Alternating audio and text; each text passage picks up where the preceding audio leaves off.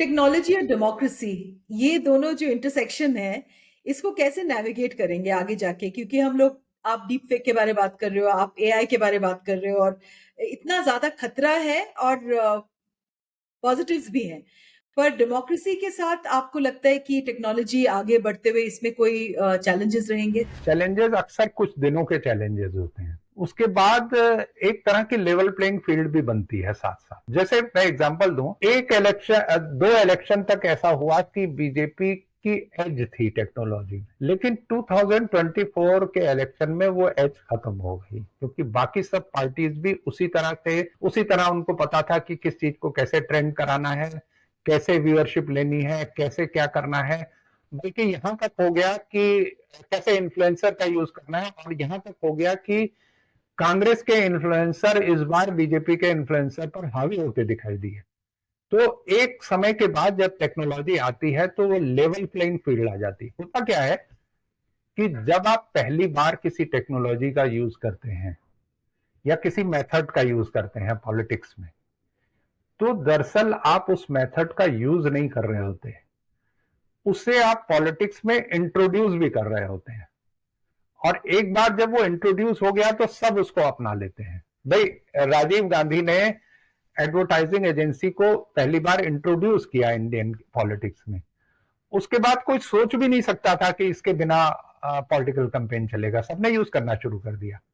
तो IT cell के बिना पॉलिटिक्स चलेगी ये अब कोई सोच भी नहीं सकता। अब छोटी छोटी पार्टीज जो है ना, स्टेट लेवल की पार्टीज भी या और उससे नीचे लेवल की पार्टीज भी, वो भी किसी ना किसी लेवल पे आईटी सेल का या आईटी का यूज कर रही हैं।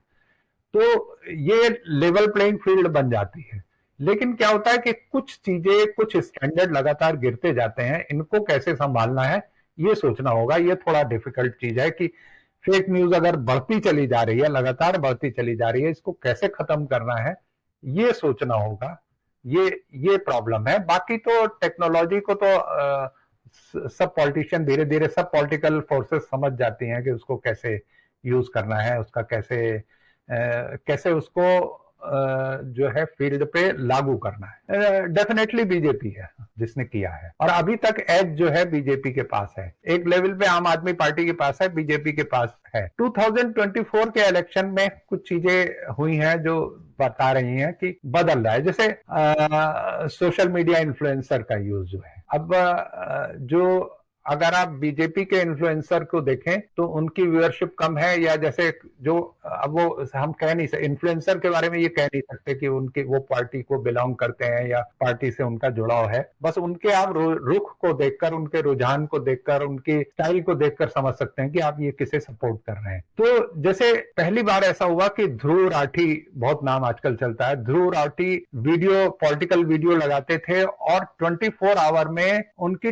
10 मिलियन से ज्यादा व्यू हो जाते थे। तो ये बहुत बड़ी बात थी, और इतने जो था बीजेपी वाले किसी इन्फ्लुएंसर के नहीं हो रहे थे। हम लोग इसका मतलब नहीं समझ पाए थे, लेकिन रिजल्ट ने दिखाया कि नहीं, इसका भी कोई मतलब था, इसका भी कोई असर हुआ है। तो ये अब सब यूज करने लग गए हैं। लेकिन अभी भी मेरा मानना है कि एज जो है वो बीजेपी के पास है, बहुत बड़ा है उसका वो है, और कई तरह से वो कई लेवल पे वो काम करते हैं, तो वो अभी भी है उनके पास। जी।